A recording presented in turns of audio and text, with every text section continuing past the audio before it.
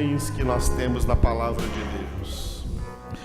Hoje nós vamos meditar dentro do Evangelho segundo João, sobre um ponto muito importante do João capítulo 11, onde nós estamos, a ressurreição de Lázaro, né? Na ressurreição de Lázaro, glória a Deus. E falar em oração, nós vamos ler hoje, nos versículos 41 e 42, João 11, 41 e 42, a oração que Jesus fez ao Pai, as palavras que Jesus usou orando ao Pai diante do sepulcro de Lázaro. Antes de operar o milagre dessa ressurreição, Jesus orou assim, Pai, graças te dou porque me ouviste. Aliás, eu sabia que sempre me ouves, mas assim falei por causa da multidão presente, para que creiam que tu me enviaste. Repitam.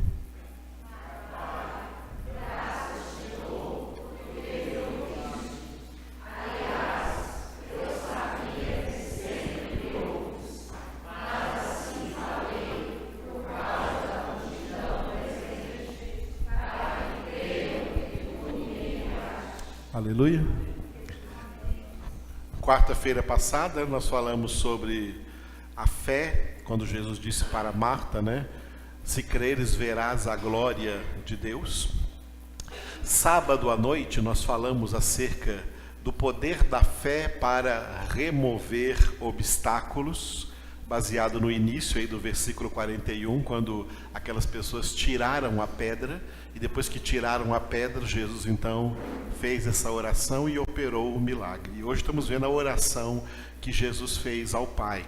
Jesus disse, Pai, graças te dou porque me ouviste, e acrescenta em um aliás. Aliás, eu sabia que sempre me ouves.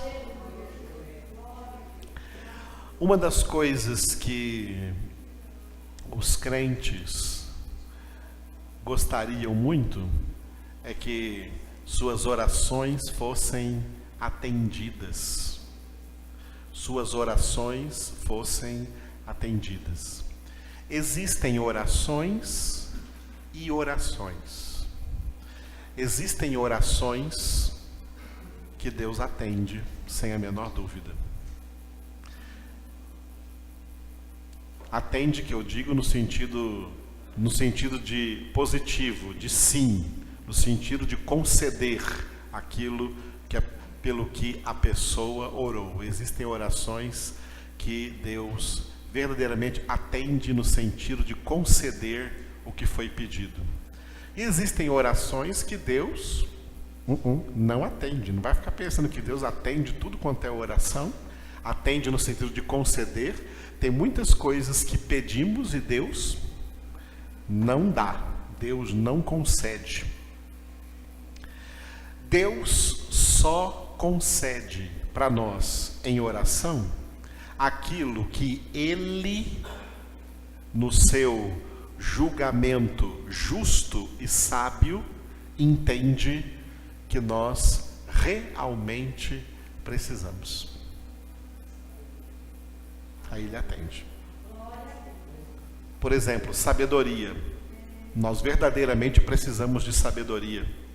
Por isso Tiago escreveu em Tiago capítulo 1, se algum de vós tem necessidade ou falta de sabedoria, peça a Deus que a todos dá liberalmente e nada lhes impropera. Então, se você ora pedindo a Deus sabedoria, essa é uma coisa que Deus tem alegria em conceder. É uma coisa que Deus tem alegria em dar. É uma oração que Deus tem alegria em atender. Aleluia. Na Bíblia tem duas coisas contraditórias. Uma delas, Jesus disse em Mateus capítulo 7, pedi e recebereis, não é isso? Pedi e recebereis. Tiago capítulo 4 está escrito, pedis e não recebeis. Por que Jesus disse pedi e recebereis e Tiago diz pedis e não recebeis? Pedi e recebereis é aquilo que você pede e que, diante de Deus, realmente isso é justo. Deus vê que esse pedido é justo e Deus concede. Tiago diz: por que pedis e não recebeis? Porque pedis mal. Pedis com o intuito apenas de satisfazer os vossos próprios deleites, os vossos próprios prazeres, e Deus não é fã dos prazeres humanos da carne.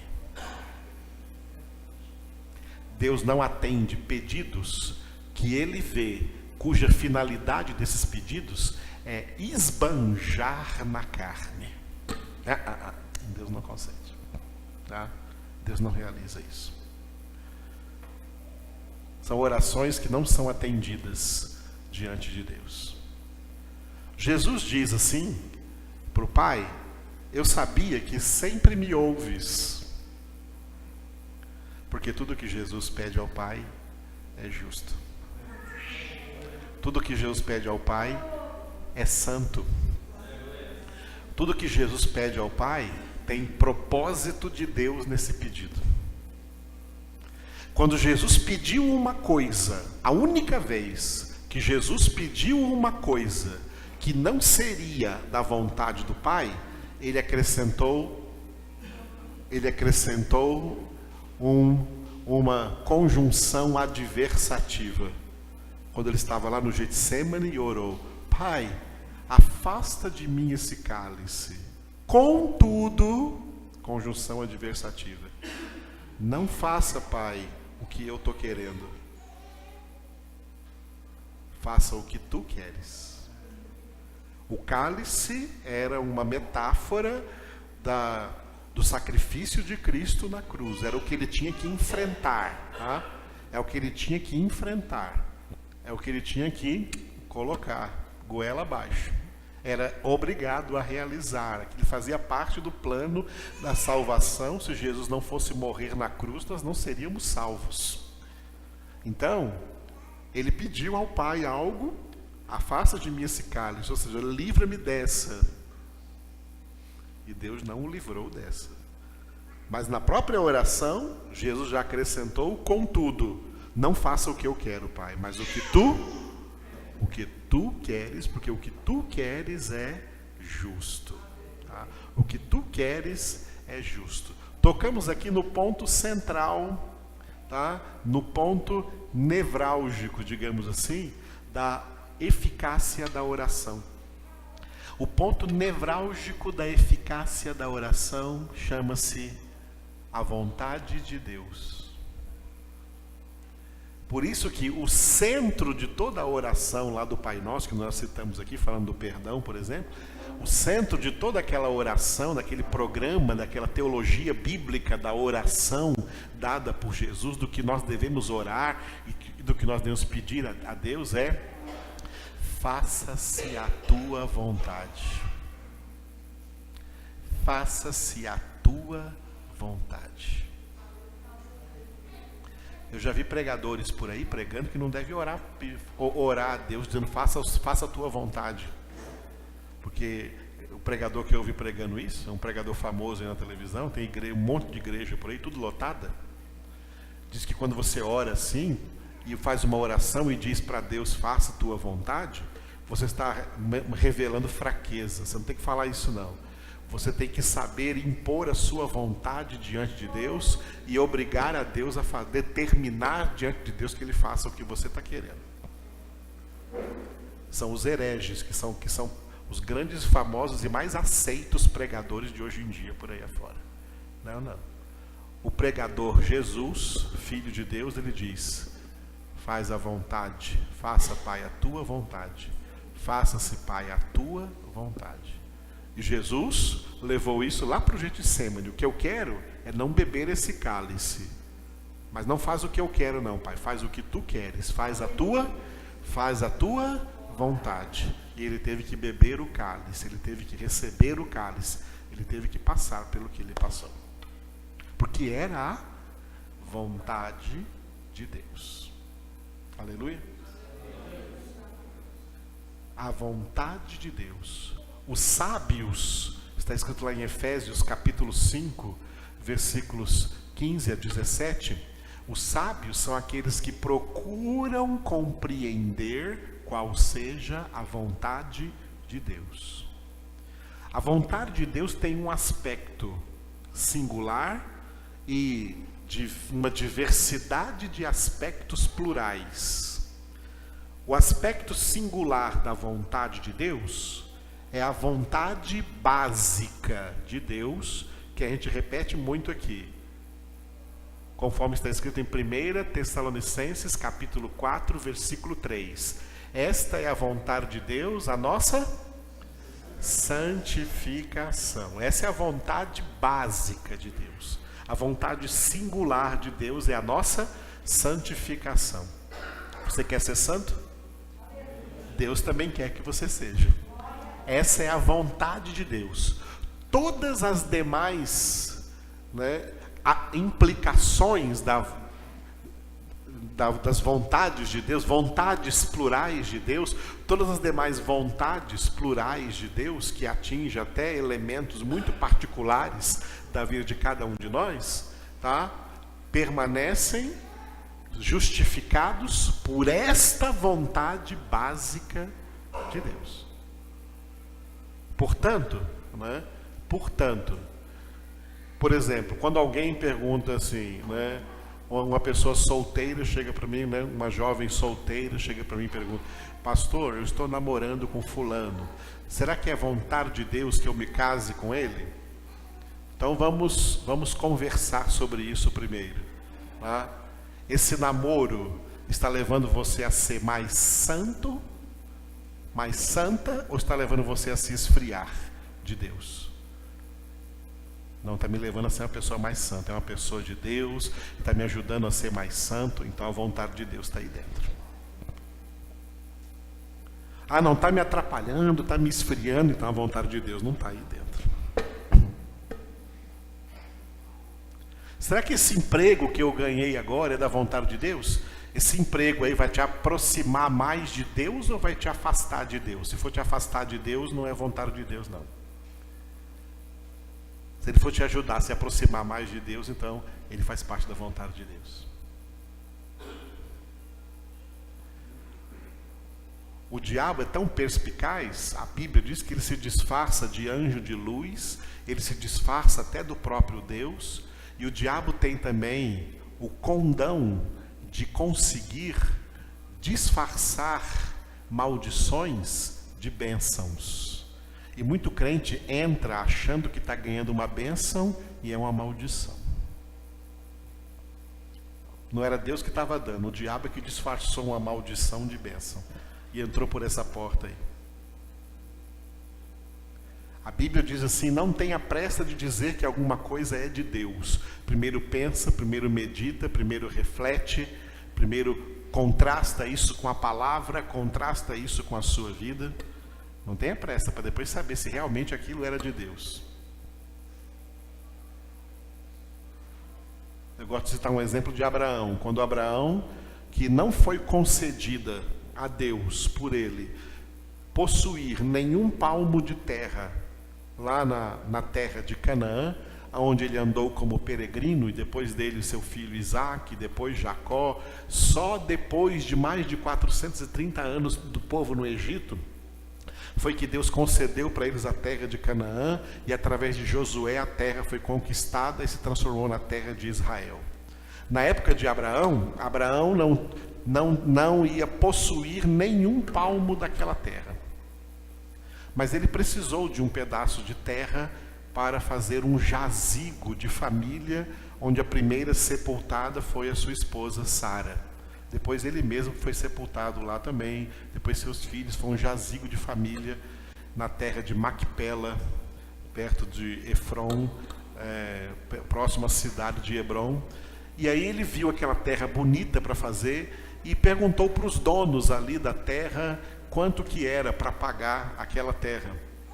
Aí o dono da terra chegou e falou assim, viu que Abraão era um homem rico, viu que Abraão era um homem poderoso financeiramente, e ele falou assim: que é isso? Não, eu vou dar essa terra para o senhor. Pode ficar com a terra, não vou cobrar nada dessa terra. O que uns crentes de hoje diriam de cara? Oh, Deus abriu a porta. Abraão não. Abraão não foi assim não.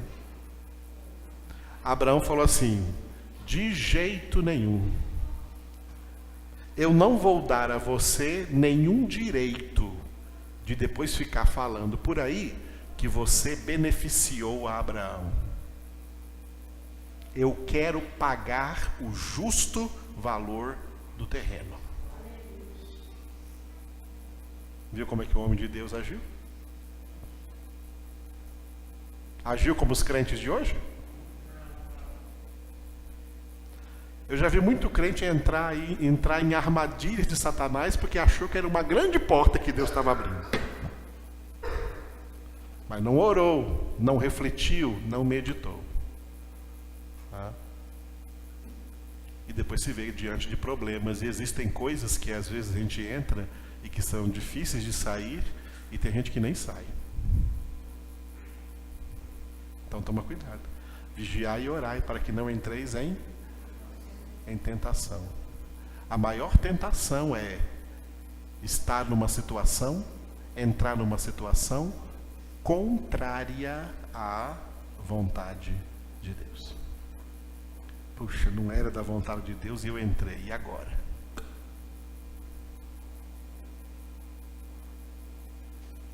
Às vezes dá para sair, às vezes dá, mas demora, e às vezes não dá.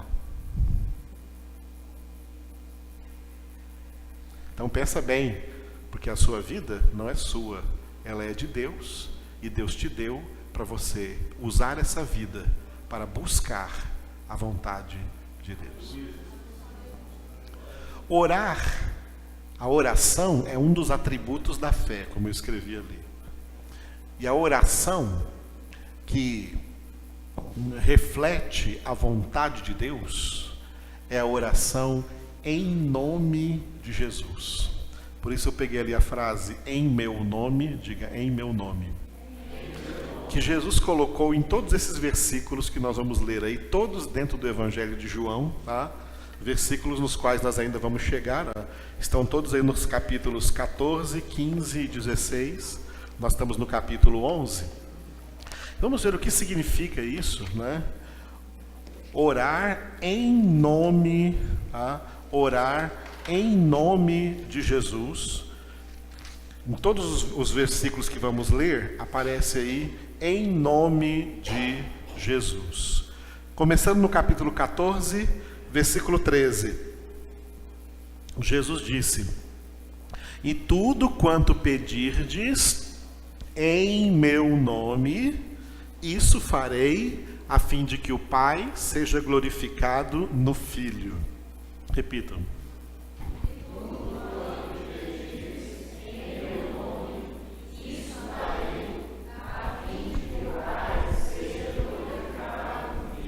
A frase que eu coloquei ali acompanhando esse versículo foi, diga, Pai glorificado no Filho. Ou seja, em outras palavras, não é? O que nós pedimos a Deus, se é da vontade de Deus, é para a exclusiva glória de Deus. Glorificar a Deus é buscar a vontade de Deus e fazer a vontade de Deus. Por isso, o que significa quando Jesus diz tudo? Olha o tudo que ele colocou aqui. Cuidado, porque todo mundo fica assim de olho gordo nesse tudo aqui. Tá? E tudo quanto pedirdes, mas em meu nome. Em meu nome não significa fazer uma oração e lá no final acrescentar em nome de Jesus, como se fosse uma coisa mágica, como se fosse uma palavra mágica que faz com que a oração seja atendida. Uma vez eu preguei numa igreja Depois eu orei no final, e depois da oração eu falei amém. Aí o pastor veio e me cutucou assim: pastor, você esqueceu de falar em nome de Jesus. Tem muito crente como esse pastor que pensa que falar, meramente falar em nome de Jesus no final de uma oração é que vai garantir que essa oração vai ser atendida. Não é falar em nome, não é falar em nome de Jesus, não foi isso que Jesus quis dizer aqui, não foi isso que Jesus estava ensinando.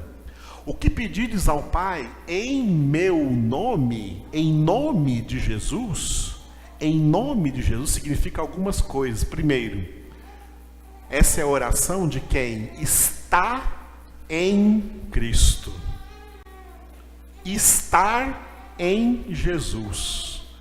Romanos 8:1 está escrito: nenhuma condenação há para os que estão em Cristo Jesus.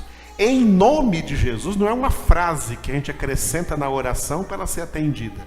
Em nome de Jesus é o estado espiritual em que nós nos encontramos na salvação em Cristo.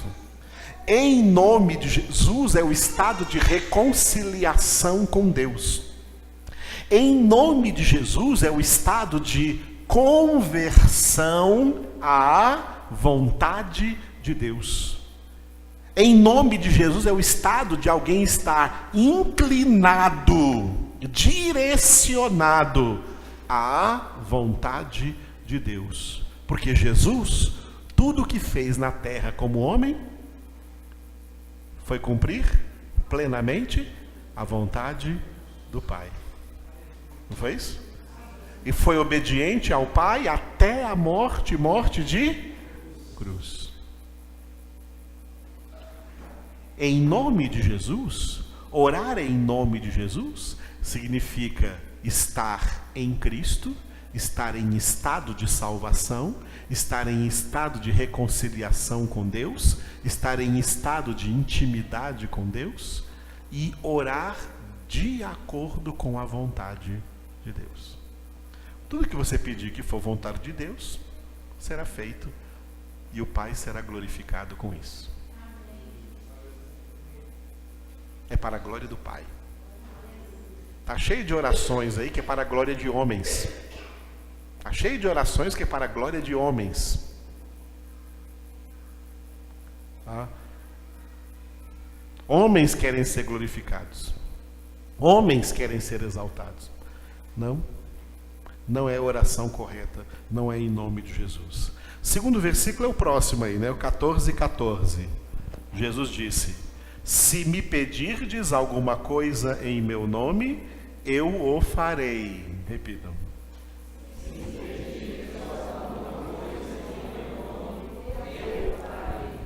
Glória a Deus. São duas frases que tem ali que eu coloquei um asterisco porque elas são iguais, né? Pedir alguma coisa.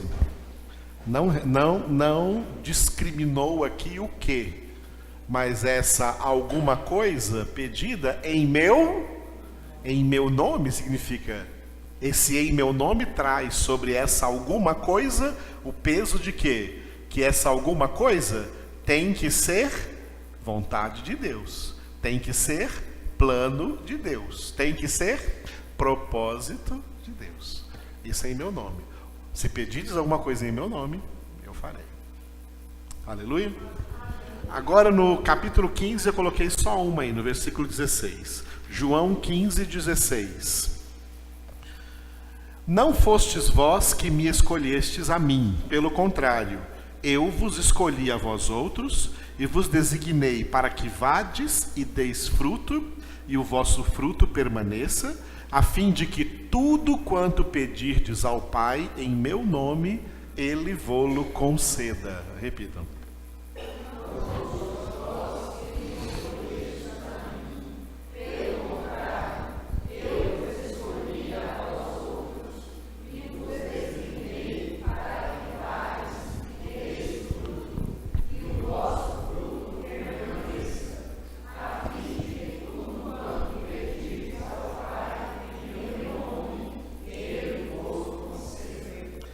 frase que eu coloquei ali é a frase que faz a hermenêutica de todo esse versículo. Diga, eleitos frutíferos.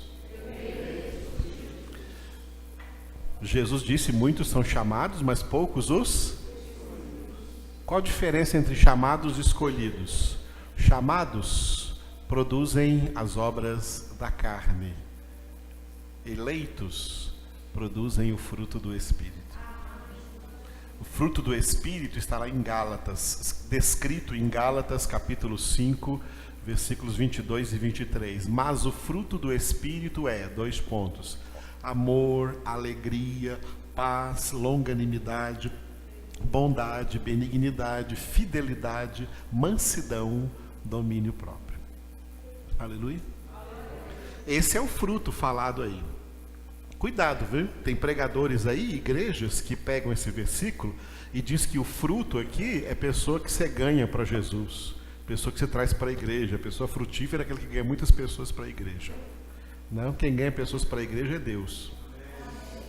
Está lá em Atos 2, 47. O Senhor acrescenta a cada dia os que iam sendo salvos. É Deus quem atrai. Jesus diz 3 vezes em João capítulo 6. Ninguém vem a mim se o Pai que me enviou não o trouxer. Esse fruto aqui é fruto do Espírito Santo, é fruto no caráter, é fruto de santidade, é evidência de que o Espírito de Deus habita em você e que você está se santificando, não está entristecendo o Espírito Santo, está deixando o Espírito Santo fazer a vontade de Deus na sua vida, que é te santificar, e no meio disso ele produz esse fruto que tem essas 9 características, que são 9 atributos comunicáveis de Deus para nós: o seu amor, a sua alegria, a sua paz, a sua longanimidade, a sua bondade, a sua benignidade, a sua fidelidade, a sua mansidão e o seu domínio próprio.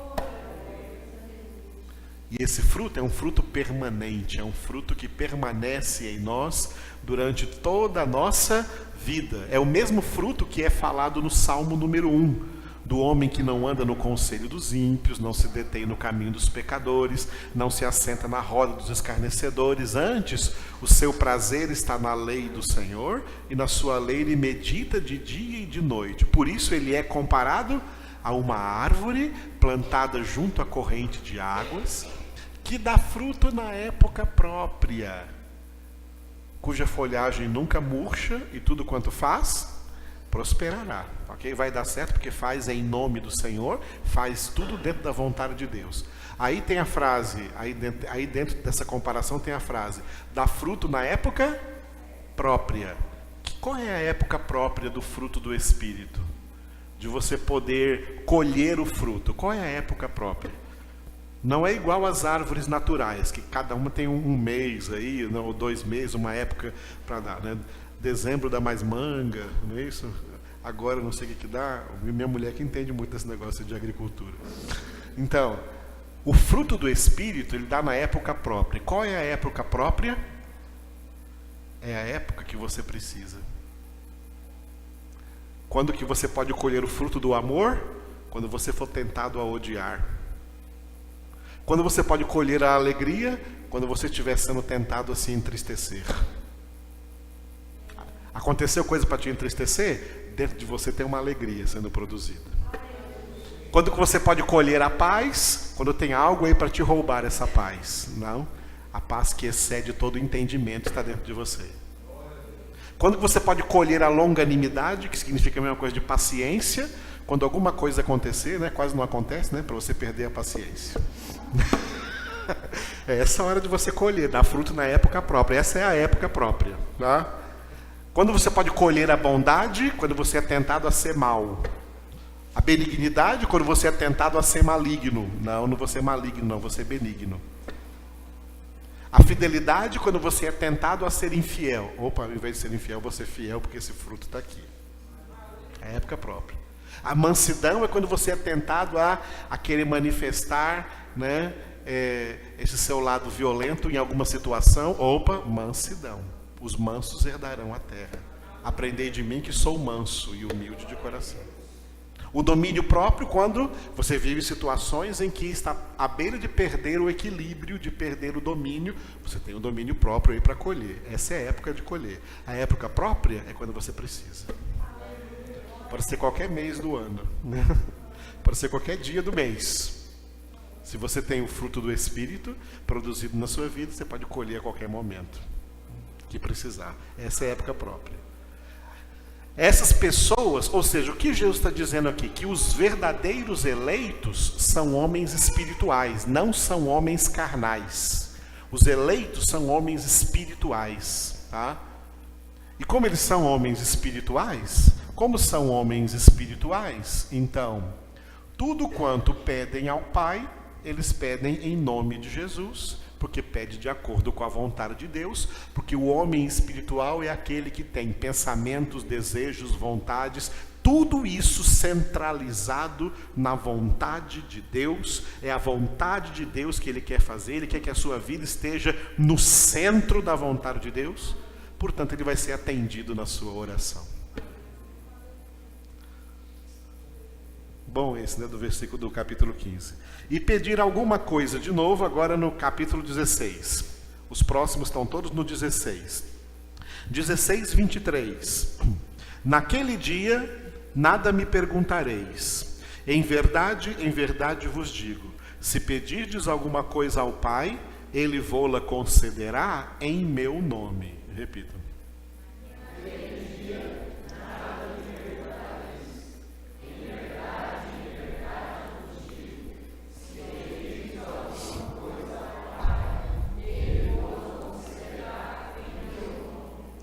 Repetiu a frase do 14:14. Se pedirdes alguma coisa ao Pai, Ele vô-lo considerar em meu nome. Se esse pedido tiver sido em nome de Jesus, é de acordo com a vontade do Pai, é algo que vai glorificar ao Pai e é algo que é resultado de quem está pedindo, é um homem espiritual, é um eleito de Deus, é espiritual e produz o fruto do Espírito na sua vida. Amém? E o 16, 24, próximo versículo, né? Até agora nada tendes pedido em meu nome. Pedi e recebereis, para que a vossa alegria seja completa. Repita.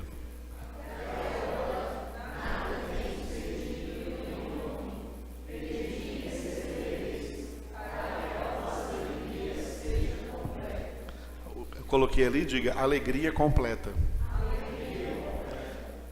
Sabia que a palavra completa ou completo tem muito a ver com santidade? Por que Deus é santo? Porque Ele é completo, não falta nada em Deus. Ele é completo. Completo é a mesma coisa de pleno. Deus é santo porque é completo.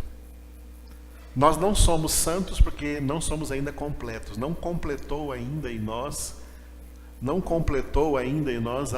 a plenitude da maturidade de Cristo. Então nós estamos nos santificando ainda. Vai completá-la na glória. Nós somos incompletos. E Deus então coloca para nós aqui na palavra de Deus coisas que nós temos que correr atrás delas serem completas. Uma delas é o conhecimento. Peguem na segunda epístola de Pedro, primeiro capítulo, como ele repete lá, pleno conhecimento, conhecimento completo. E aqui Jesus fala de alegria completa. Deus quer que nós cheguemos a uma alegria completa. Alegria completa. Ser pessoas completamente alegres.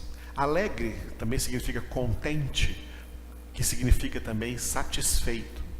Não significa apenas sair rindo por aí, tá? Só mostrando os dentes por aí o tempo inteiro. Não, significa, o sorriso é apenas uma expressão de alegria. A alegria vem lá do fundo da alma, a alegria verdadeira. Não é uma alegria que é provocada por coisas externas. É assim que o mundo se alegra. O mundo se alegra com coisas externas. Para se alegrar tem que ver a partida de futebol e o time dele ganhar. Para se alegrar tem que ver a comédia e vai lá e rir. Para se alegrar tem que beber ou fumar ou se drogar, porque o efeito vai ser produzir nele uma alegria. As pessoas que não têm Deus, elas querem motivos externos que tragam alegria para ela. Todo mundo tem que fazer coisas para ela ficar feliz, para essa pessoa ficar contente, a partir do que outros fizeram para ela. É uma alegria que vem de fora para dentro. Uma alegria causada por elementos externos e não internos da pessoa. Essa alegria é falsa, ela é fugaz, ela é passageira, ela não é duradoura. A alegria que o Espírito de Deus produz dentro de nós é completa. É uma alegria que independe do que acontece fora de nós. Independente do que aconteça fora de nós, nós estamos alegres porque temos Jesus e porque somos de Jesus.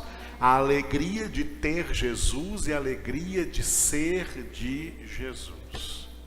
Aleluia. Deus quer que a gente tenha uma alegria completa. E faz parte dessa alegria completa, né? Quando Deus atende nossas orações, não ficamos alegres? Ficamos alegres, né? Porque Deus atende nossas orações.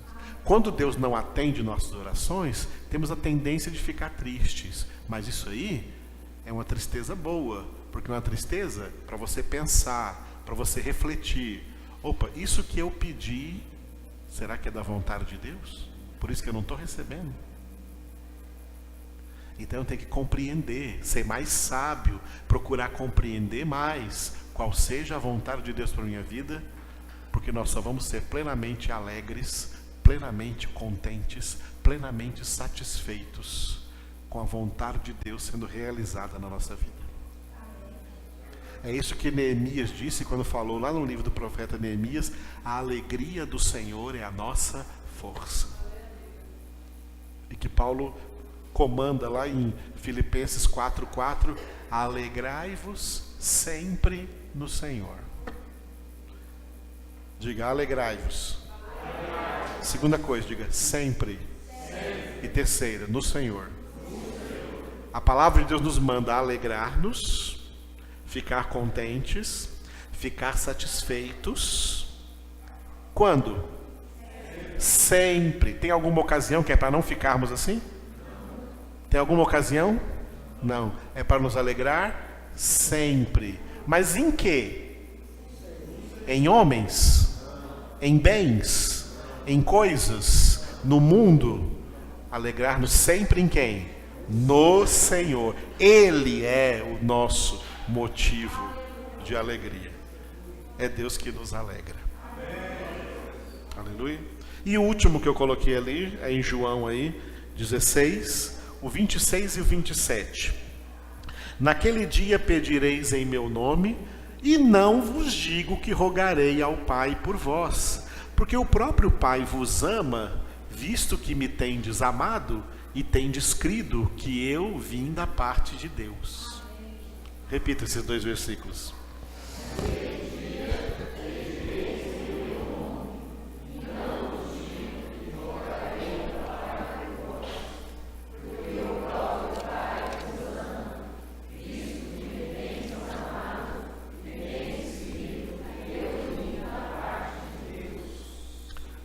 A frase que eu coloquei ali, diga, amor do Pai.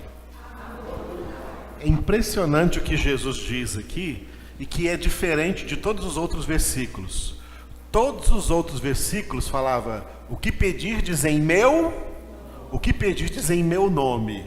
Agora aqui Jesus fala assim, ó, né? Olha o que Jesus diz, presta atenção, ó.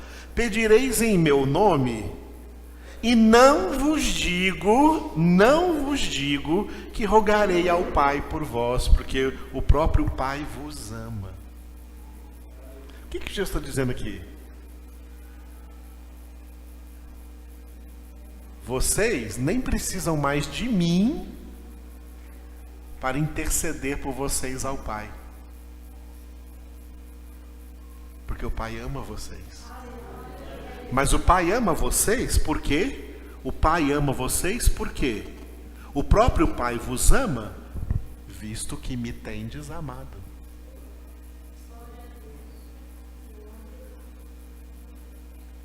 Jesus está dizendo aqui, o que Jesus está dizendo aqui nesse versículo 27, tá?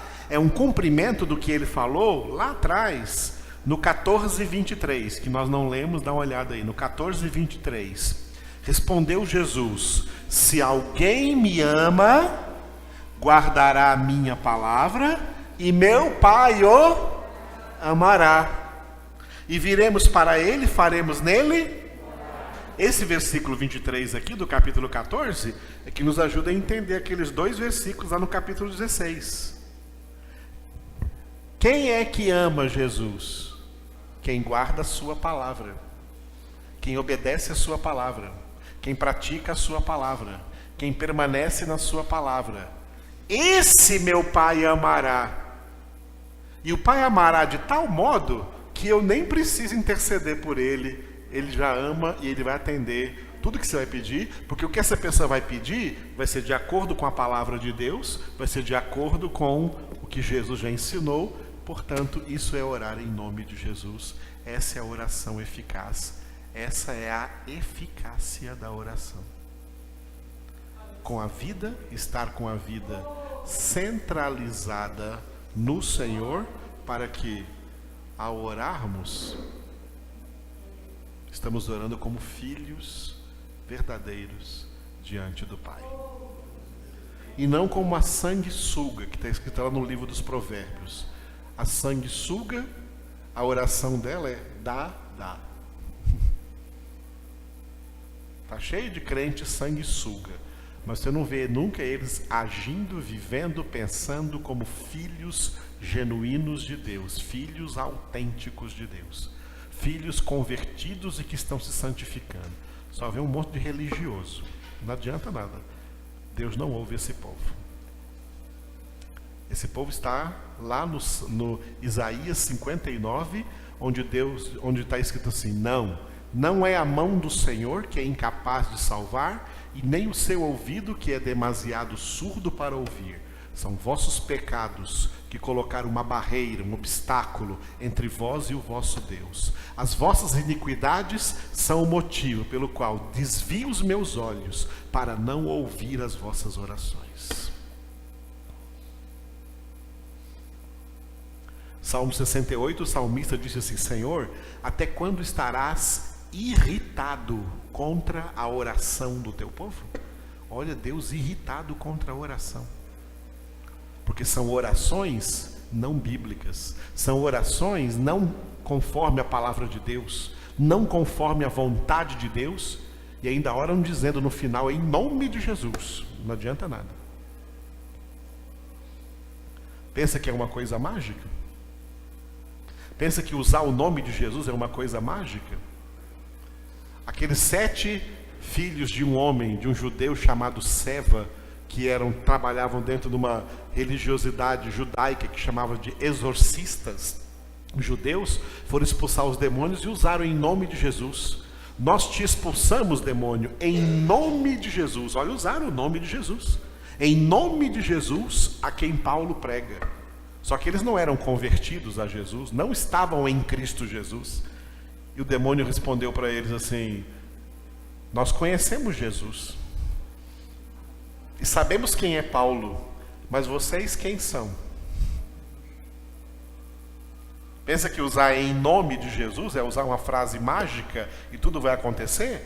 Em nome de Jesus significa estar em Cristo, estar com a sua vida centralizada em Jesus. Como eles não estavam, os endemoniados caíram em cima desse povo lá que quase estraçalhou eles tudo. Eu já vi isso acontecer comigo pessoalmente. Quando a gente tinha uma lojinha ali dentro do terminal urbano, anos atrás, a gente via pessoas possuídas todo dia ali dentro daquele terminal. E uma vez eu vi uma manifestando de uma mulher, né? De uma mulher e um policial que era crente, foi expulsar, mas não saiu não. Aí eu cheguei lá, o que está acontecendo? Eu já expulsei aí, em nome de Jesus, não saiu. Mas peraí, vamos ver. Aí eu expulsei e saiu. E o rapaz perguntou: por que eu expulsei em nome de Jesus e não saiu, e você expulsou e saiu? Porque em nome de Jesus significa estar em Cristo. Não é uma coisa mágica. Não é uma frase mágica, dizer em nome de Jesus e vai acontecer. Não, você tem que estar em Cristo. Se você não estiver em Cristo, nem o diabo te escuta, muito menos Deus. Em nome de Jesus é estar em Cristo. Tá? E quando estamos em Cristo, estamos aqui, imbuídos da sua palavra, da sua verdade, da sua doutrina. Ele é a verdade, e é essa verdade que vai trazendo forma às nossas orações. E nós então oramos dentro da palavra de Deus, para que a vontade de Deus seja realizada. E nada do que não seja a vontade de Deus não seja realizado. Aleluia.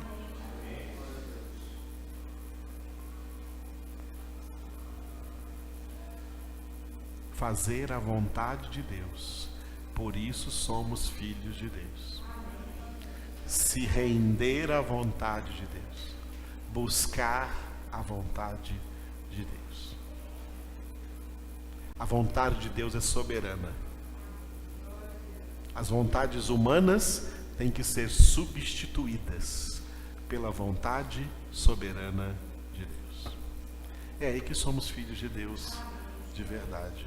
E estamos orando em nome de Jesus. Glória a Deus. Então vamos orar juntos nessa noite. Coloque diante de Deus agora todas as suas circunstâncias, tudo que você está vivendo nesse momento atual. Tudo que está vivendo aí, Deus quer trazer para o centro da sua vontade. Na vontade de Deus, tudo que está aí nas suas circunstâncias vai ser organizado, vai ser harmonizado com o plano de Deus na sua vida. E o que Deus não quiser na sua vida, Ele vai tirar daí. Então oremos juntos. Paizinho celestial, como é bom estarmos aqui aprendendo a viver como filhos do Senhor. Como cantamos hoje aqui, Abba, Pai. Clamamos a Ti, Papai, nessa hora, em nome de Jesus, como nós acabamos de aprender aqui. Estando em Cristo, estando salvos, libertos, purificados, perdoados no Teu Filho, no Cordeiro de Deus, com a nossa mente sendo renovada, Senhor, por Ele, que é o Teu verbo, a Tua palavra, a Tua verdade, nós oramos a Ti, Pai, clamando ao Senhor, ajuda-nos a direcionar toda a nossa vida para o centro da Tua vontade, para que o Teu plano se realize em nossa vida. Nós renunciamos nossos próprios planos, nós renunciamos nossas próprias vontades, nossos próprios pensamentos, e nós submetemos a nossa vida, Senhor, à Tua vontade, para dizer como Jesus nos ensinou e testemunhou para nós, fazendo isso na sua vida enquanto homem aqui na terra. Pai, faça-se a Tua vontade. Diga bem forte: Pai, faça-se a Tua vontade. Eu me rendo à Tua vontade. Eu me entrego à Tua vontade. Eu quero buscar a plenitude da Tua vontade. Eu quero a Tua vontade na minha vida, em todos os detalhes, em todas as circunstâncias, em tudo que eu não quero dar um passo, nem dizer uma palavra, nem ter um pensamento fora da Tua vontade, paralelo à Tua vontade. Transforma a minha vida, Senhor, e me coloca no centro da Tua vontade.